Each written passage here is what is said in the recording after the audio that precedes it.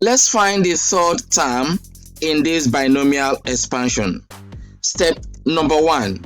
R plus 1 is equal to 3 because we are looking for the third term. So R is 3 minus 1 and R is 2. I want to point something out, that R can never be a negative, and R can never be a fraction, and R can never be a decimal. These are the rules for R. In the next step, I'm going to have 5 combination 2, a to the power of 5 minus 2 and b to the power of 2.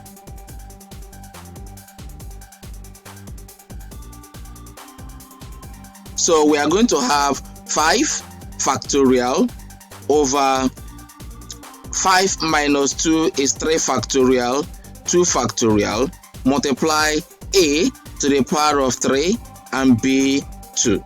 Solving this further, you're going to have 5 times 4 times 3 factorial over 3 factorial 2 times 1. Multiply a cube b square. Everything here, this can cancel this. This is 1 and this is 2. And 2 multiplied by 5 will give you 10, a to the power of 3, b to the power of 2. This is our answer. So that means if I expand this bracket, this is my third term.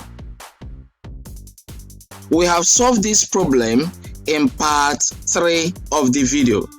This is the first term, this is the second term, and this is the third term, which correspond exactly with our answer.